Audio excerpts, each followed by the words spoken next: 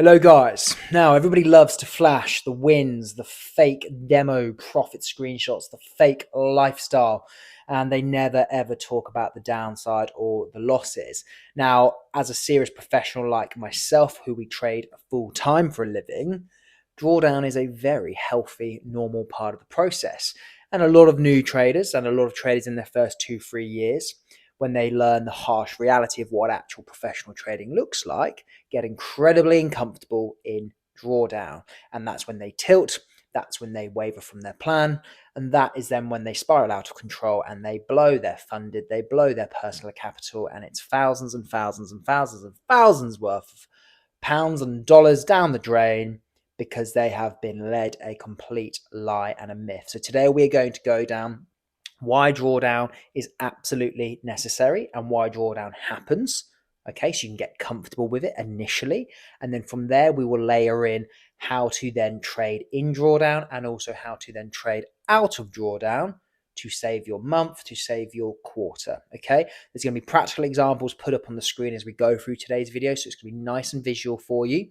And we'll take it from there. So let's get stuck in. So let's set the scene. Quite frankly, I don't give a fuck about somebody's win rate because long-term and longevity in trading and true proper success is about in the math, the statistical edge, and you making money over time. Okay, your win rate's going to fluctuate, and we'll go into all of that later and how to optimize it and so on and so on.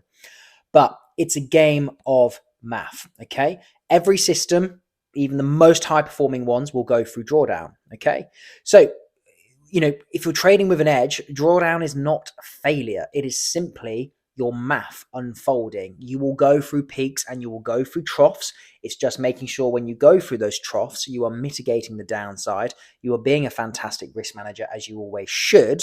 And that then with your statistical edge and you being a fantastic operator and executor of your strategy and your edge, you then come out of drawdown.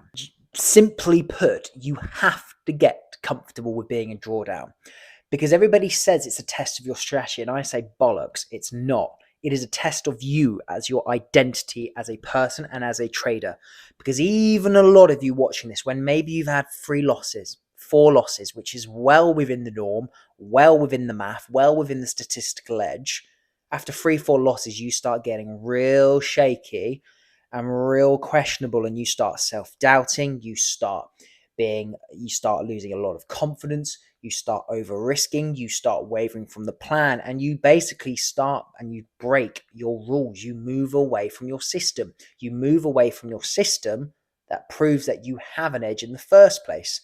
And people think moving away from it in times of drawdown will help. And I was like, no, it won't. Your edge is what your edge is. That's, bear in mind, that's if you've actually done the fucking work and you've actually worked really hard and you actually have a true statistical edge that you can prove through forward testing, through journaling, and so on and so on. But I digress. So many people waver from their edge, their plan in drawdown, thinking that's the right thing to do because they get impatient. They think they get uncomfortable. They get twitchy. I can't be in drawdown. I can't sit in drawdown. They don't like it. It makes them uncomfortable. Okay, that's the worst thing to do, is to then try and force your way out of it, because forcing your way out of that drawdown actually leads you to the tilting mistakes, the mistakes that ultimately blow the funded and break whatever your daily or overall loss limit is, or blows your personal capital. Either or, it's a shitty outcome that will never change if you stay down that route. So one thing I will say is to help you get comfortable with is, too many of you have got so fucking lazy with your journaling. So what I mean by this, in your journal, you should know when your system and it's executed properly, you should know how many wins, how many losses on average your strategy will go or has. So for me, if I know I'm 3, 4 wins up, I know through the laws of probability and the math and my statistical edge that my next trade is highly likely to be a losing trade. That's okay. That's normal. And we also flip that. If you've had so I know for a fact, my system executed properly should never go on for more than 5 losses. So if I'm in drawdown and I'm on loss 5, I know I just need to be incredibly patient, not force things as we said earlier, execute my setup as usual with the right minimum risk to reward, which we'll come on to in a minute, and I will pull myself out. And there's something really, really nice about knowing that data, because it can really help soften those feelings and soften those heightened emotions you feel when you are in drawdown. But unfortunately, none of you are going to have that healthy, what's the relaxing effect, if you like, when you're in drawdown, because you haven't got the data to support that. If I asked you all now, how do you know if you're better at going long or short on which certain pairs? How do you know what your expected winning streak looks like, your expected losing streaks look like? How do you know that if you don't have the data? If you do know that, like I do, then you can see actually you can be a lot more relaxed and a lot more comfortable in drawdown, especially then with experience comes. Again, remember, and I'll pop it on the screen now, remember, your edge is about not playing out over 5 or 10 or 25 trades. Your edge is about playing over 50, 100, 500, 1,000 trades. As you can see right now, your edge gets stronger. Your percentage return, your percentage gain gets stronger the longer that data set and the bigger that data set gets. And it gets bigger in your favor, which, guess what? That means making more money over time, because you have stayed disciplined. You have stuck to the process. If you start wavering from your edge and your parameters and rules when you're in drawdown, that data on the screen just then gets massively fucked and massively skewed. And then that positive expectancy, that return, that percentage gain starts getting a massive hit, okay?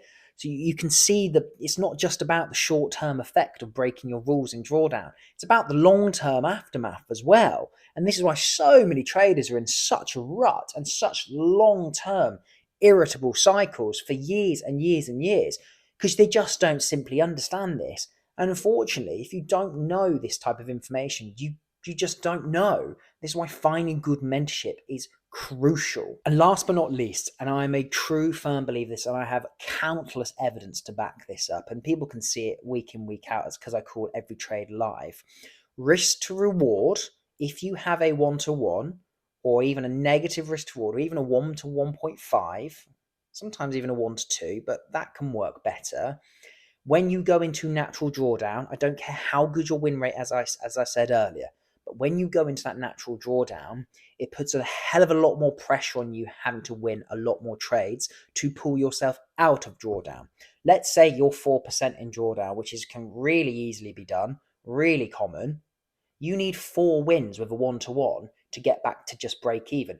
And that's probably not a true 1-to-1 by the time you've had commission or fees or spreads or whatever. But you can see the point. You have to win 4 trades just to get back to break even. If I was in 4% drawdown, maybe my minimum risk to reward is a 1-to-3 on every single trade. But that doesn't mean it's just 3%. Sometimes it's a 3.25, a 3.75, a 4, a 4.1. It's not normally bigger than a initial 4% target, but you get the point. One trade potentially brings me back to out of drawdown, back to break even, if not into a little bit of the green as well.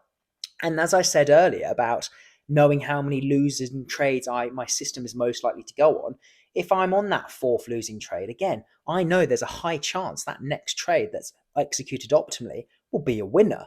And guess what happens? I come out of that drawdown. So many people start thinking emotionally based and making emotional decision making when they're in drawdown. But actually, you've got to remember what trading is about and long-term success looks like. And that is a statistical math, the statistical edge, okay? And executing that system that proves that edge exists, proves that maths exists, okay? It is simple as that. Too many people let this take over in a negative sense. And this is why people think trading is easy. It's not fucking easy. It's easy to get into, but my God, is it hard to make work. You have all these concepts like this, all the psychological wiring like this and concepts that massively, massively stop, wannabe successful traders in their path. Mentorship is key, okay? I'm not saying with me, it can be with anybody you like and anybody you find reputable, but mentorship is key to ensure you learn and how to work through natural periods of drawdown and all the other stuff that comes with trading psychology. So guys, thank you as always for watching. I love making these videos, and I'll catch you on the next one.